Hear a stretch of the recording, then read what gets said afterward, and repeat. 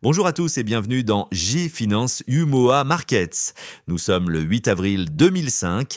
Installez-vous confortablement. C'est parti. Commençons par l'échiquier international où un possible compromis entre Washington et ses partenaires commerciaux suscite un regain d'optimisme. Les principales places boursières mondiales ont rebondi. Côté européen, on note un net sursaut. Par exemple, le CAC 40 et le DAX ont respectivement grimpé de plus de 2%, tandis qu'aux États-Unis, le Dow Jones avance de près de 1,8% et le Nasdaq s'octroie plus de 1,2%. Mais attention, ce regain pourrait être temporaire.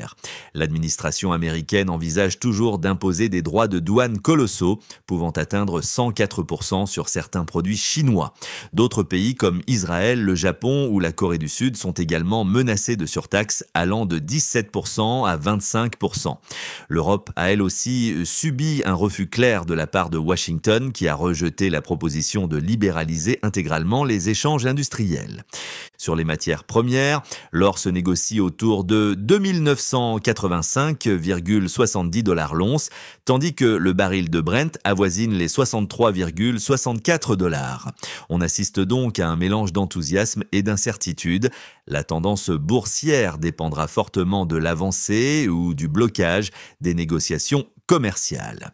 Poursuivons avec l'actualité du continent africain et de la zone UMOA. On commence avec un rapport qui fait beaucoup parler dans le secteur des services externalisés. Selon cette étude, plus de 40% des tâches dans l'outsourcing en Afrique pourraient être automatisées dans les années à venir. Pendant ce temps, sur le plan diplomatique et économique, la France renforce sa coopération avec l'Égypte à travers un financement de 4 milliards de dollars. Cet appui servira à moderniser les infrastructures, les réseaux énergétiques et les systèmes de communication. Du côté des institutions, la Banque africaine de développement fait appel à une figure internationale. Andrew Mitchell, parlementaire britannique, rejoint la BAD en tant que conseiller bénévole. Son rôle sera d'apporter son expertise pour renforcer les partenariats et orienter les politiques de développement. Dans la zone CEMAC, l'année 2024 a été marquée par un record de mobilisation sur le marché des titres, près de 12 milliards de dollars levés grâce à l'intensification des émissions publiques. Cette performance illustre une confiance accrue des investisseurs dans la région et permettra de financer de nombreux projets structurants. En revanche, au Rwanda, la dynamique est moins favorable. L'agence de notation Fitch a abaissé la note du pays, invoquant les retombées économiques du conflit dans l'est de la RDC.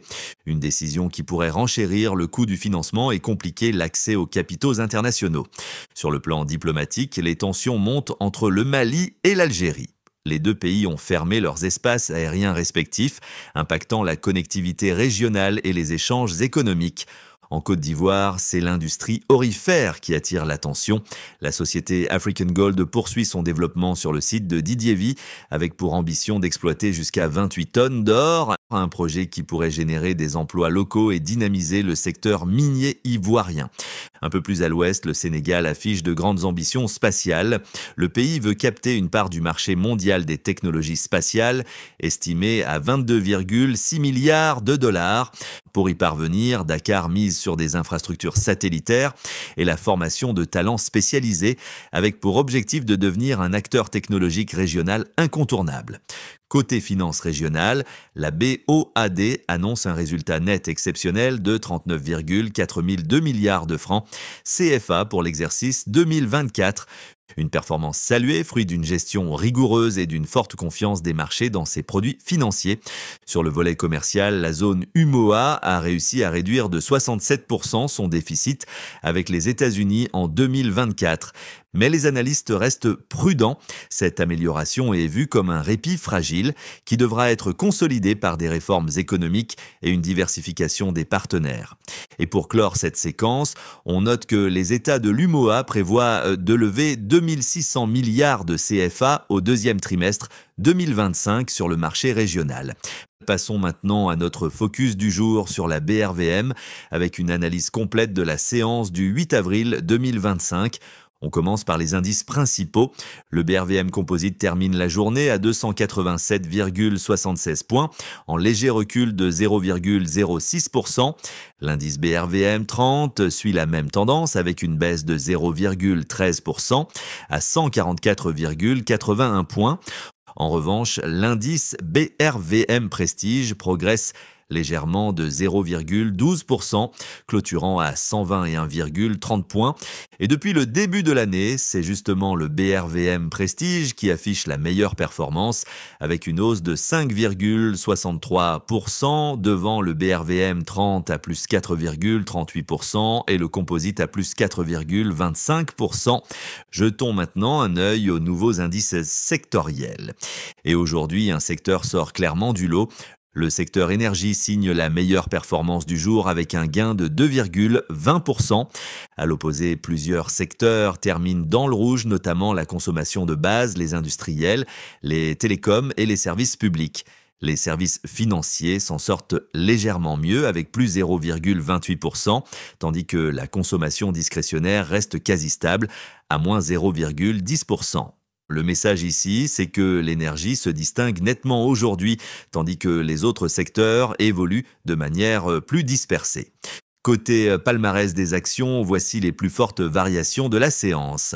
Top 3 des hausses, Total CI s'envole de 4,16% avec une performance solide depuis janvier de plus 18,5%. BOA Burkina Faso gagne 2,14% et cumule une hausse remarquable de 24,2% depuis le début de l'année. Solibra CI complète le podium avec plus 2,11% aujourd'hui et plus 12,7% depuis janvier. Du côté des baisses, Palm CI enregistre la plus forte chute du jour, moins 7,48%, portant son recul depuis janvier à moins 8,9%. Sixor CI cède 6,82%, mais reste encore légèrement positif sur l'année avec plus 1,7%. Enfin, Bernabé CI recule de 3,85% et affiche une perte cumulée de 4,1% depuis le 1er janvier. Et si l'on regarde un peu plus loin que la séance du jour, parmi les grands gagnants depuis le début de l'année, une valeur se démarque clairement. Filtizac, qui affiche une progression spectaculaire de plus 67,3%. Un véritable leader sur ce premier trimestre 2025. Côté indice, on l'a dit, c'est le BRVM Prestige qui mène la danse avec une avance confortable sur le composite et le BRVM 30. En résumé, la séance du jour est globalement stable avec de légers replis sur les indices, mais cela n'entame pas la tendance haussière observée depuis janvier. Les valeurs agro-industrielles comme Palm CI semblent subir des prises de bénéfices, tandis que des secteurs comme l'énergie ou certaines bancaires, notamment BO à Burkina Faso, poursuivent leur dynamique positive. Voilà qui conclut notre tour d'horizon. Merci de votre fidélité. Rendez-vous demain pour un nouveau point complet sur l'économie. Portez-vous bien.